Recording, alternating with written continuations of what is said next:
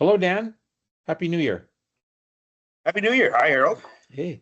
So this week you were the first to report the decision by London Drugs in downtown Vancouver to shut down their location there at the Woodward's site. This is not a complete surprise. You wrote previously about how they were considering it, but they've made the final decision. Yeah, and I mean it's interesting to sort of see the response to this, considering this is just one retail store ceasing operations in one location in one city. Obviously businesses open and close every day all around BC, and don't necessarily attract this level of attention. London Drugs alone has 50 some odd other locations around the province, but this business in this location in this neighborhood closing at this time has kind of some outsized significance. And why is that? So, I mean, there's a bit of history, right? This was one of the anchor tenants, the biggest anchor tenant in the redevelopment of the Woodward's property. So obviously, the Woodward's department store was there when the downtown east side was essentially like the biggest retail hub of Vancouver, and it was like the commercial district many decades ago. Woodward's went out of business, I think in the 90s, and then that block sat empty for a long time as the neighborhood, and it kind of coincided with the neighborhood struggling, going into decline, more vacancies, crime, disorder, problems, and kind of a depressed neighborhood. So in 2009, or sorry, in the lead up to 2009, this major effort to redevelop that property with towers, residences, educational stuff, offices, ground level retail, a huge, major mixed use redevelopment that incorporated heritage properties. It was a huge, complicated thing, obviously. And London Drugs was a key part of that. The footprint of the space was a little bit smaller than most of their new stores they were opening at the time, but because the Louis family that started London Drugs had kind of a history not far from that area, in Chinatown, and London Drugs really, bought into this vision of trying to reinvigorate, revitalize this area, and they were going to be part of that, and so they were for 16 years. When Woodward's opened in late 2009, London Drugs was there, and along with Nestor's, TD Bank, and a handful of other places. But as I was speaking yesterday with the president of London Drugs, Clint Mallman, and he was saying, they bought into this vision and they tried, and that location was never profitable. It lost millions. He said it lost tens of millions of dollars, but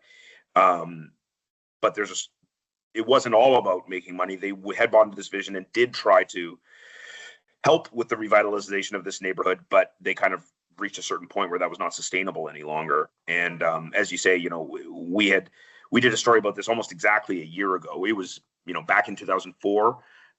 We were hearing more and more that, London Drugs might be leaving there. JJ Bean had already left, and TD Bank had left. So creating, some more vacancies in there. And we had heard that London Drugs was thinking about leaving, which again, on its own, maybe doesn't sound like that big a deal. Stores open and close every day. But this was going to, what we were hearing was that not only was like City Hall worried about the potential loss of this business, but even like the Premier's office, the provincial government was worried about the potential destabilizing effect. You're trying to create economic development, jobs, commerce, sort of in this area. And the idea of having this, I think, 27,000 square foot whole empty retail space empty, the worry was that would have kind of a domino effect. And obviously, so the neighborhood is struggling. And so that is, it's struggling with crime and disorder. And so the management of London Drugs said that their staff were having to deal with violence and just constant, the business is losing money from damage and vandalism and shoplifting. And so they had kind of reached a point where they felt like they could, and the terms and the timing of their lease with their landlord, they made a decision and Right. they're out. Well, and you reported yesterday that the province tried even at the last hour to convince them to stay, and Yeah. they couldn't do it. So just to illustrate your point of how important this was politically to the city and to the province. So not surprising that this has engendered a lot of finger pointing in multiple directions as to Yeah. who's responsible or what should be done. Yeah. We're Yeah. No, it has, absolutely. Yeah. You've got the president of London Drugs, Clint Malman, is the president, chief operating officer. He has been quite vocal for a long time now. This is not a new thing. right. He's been part of this coalition called Save Our Streets, and he's been, and he does have a broader perspective. Operating, London Drugs operates the 50 some odd places around BC, but then also stores in Alberta, Manitoba, and Saskatchewan. And he says, obviously the downtown east side gets a lot of attention, and some of the problems in the neighborhood are well known. But he said it would be a mistake to think that this is unique to the Woodwards building or unique to the downtown east side or unique to Vancouver. He says that they are seeing similar challenges in a lot of the downtowns in BC cities of varying sizes. He mentioned Nanaimo, Prince George, Duncan, Kamloops. Right. Yeah. So lots of sizes and geographically dispersed. Nelson, I think you mentioned. Yep, So even Nelson. So a lot of his, you mentioned the finger pointing. He says he's placing a lot of blame at the feet of the provincial and federal governments, which he says are saying a lot of things that seem good, but it's not what they say, it's what they do. And he has not seen them taking actions that are going to make a material difference in terms of reducing the kinds of crime and disorder that is making it untenable for some of these businesses to operate, and making things very difficult for people as well, not just businesses, but customers, workers, residents. Yeah. Right. And the head of the local BIA is not happy with how the city is dealing with the situation either. Yeah. I mean, that was where he kind of expressed some frustration. He has the head of the local Business Improvement Association, Hastings Crossing Business Association, which includes Woodwards and some areas to the east and west of there. He was saying he feels as though the city has had too singular of a focus on policing. Obviously, they've boosted the policing budget significantly, including, Task Force Barrage, which was this kind of hyper local neighborhood focused policing surge in and around the downtown east side, which the president of London Drugs kind of praised. And he said the VPD has done everything we could have asked of them. City Hall they've been doing everything they can. He feels as though Mayor Ken Sim and his administration are doing everything they can. And it's kind of like up to the more senior levels of government to, in terms of sentencing and the court systems and things like this. So President of London Drugs was quite happy with the VPD. And he said he actually singled out both the city of Vancouver and the city of Victoria. He said the city of Victoria has been more recently making real efforts, and he wanted to applaud them. But the head of the local Business Improvement Association, who obviously has a more local perspective, he feels as though City Hall has been too focused on policing as the sort of answer to all of these problems, without paying attention to some of the other areas, like he says, economic development. So he's very worried that, for example, we just recently learned, our colleague Joanne Lee Young had the story about Sunrise Market going up for sale. It is a grocer that is for half a century or something, provided affordable produce for lower income people, for all kinds of people, but it's very important for low income people, including, Chinese seniors in Chinatown and all kinds of people living in and around that area. And now the future of Sunrise Market is kind of in question with the business up for sale. Right. The head of the local Business Improvement Association said he worries that these massive zoning changes that City Council approved just last month, intended to revitalize the area in their own way, by allowing more market development and getting different kinds of housing, different kinds of people in there, which a lot of people have been calling for a long time, right? Saying that the old downtown east side plan kind of ghettoized the area too much by restricting only certain kinds of development and kind of making it challenging to create more of a mix down there. So the worry from the head of the local BIA, Steve Johnston, he was saying he worries that by sort of approving this rezoning plan and potentially creating like a big rush of development without having what he sees as like a viable, useful economic development, local economic development plan.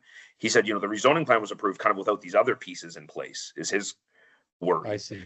So his worry is that it could create a big land rush and a bunch of, it could be good for certain people.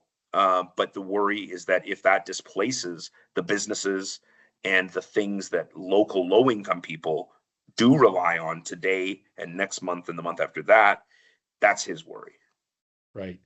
Well, I don't know. It strikes me as a bit of a chicken and egg thing. I don't know quite what he means, because if someone with as deep a pockets as London Drugs can't make it work, then how are you going to entice a small business person to try to make a go of it in that neighborhood?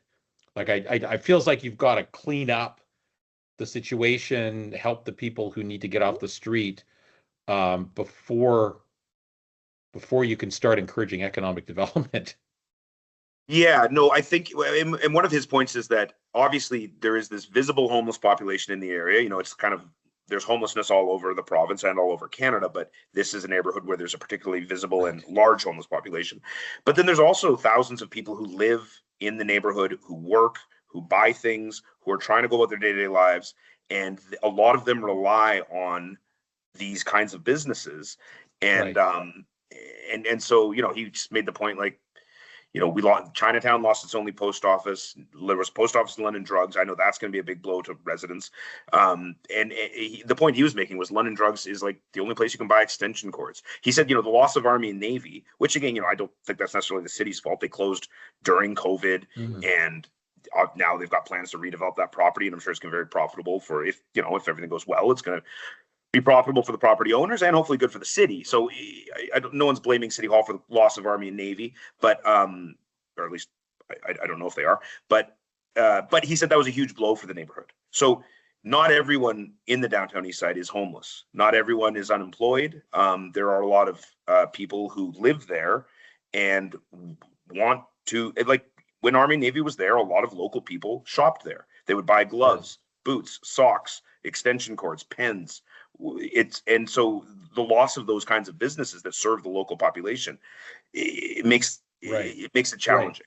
But those businesses are not going to stay there, as witnessed by by London Drugs, unless they can make a go of it, and unless it's viable. That's the thing. I mean, and that's what Malman said, and it's completely understandable. And London Drugs, they certainly seem to be quite a community-minded organization for a big company. They do a lot.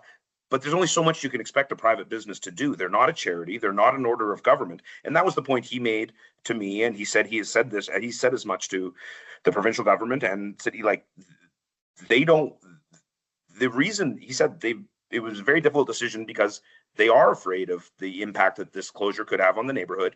And that's why he said they've been willing to eat millions, tens of millions of dollars of losses over a number of years. But there becomes a point where that's no longer sustainable. They're a business. The financial cost and also the safety of their employees. That's another issue that it's a huge issue for them, they said. Yeah. All right. Well, we'll see what happens next. It's an area we all have our eye on, and it's an election year, so I expect there'll be lots of talk about this area and other areas of the city in the lead up to the election. And other downtowns, like you say, we can't forget other downtowns around the province struggling with the same issues. So, all right. Yeah. Thanks, Dan. Check in again next week. Thanks.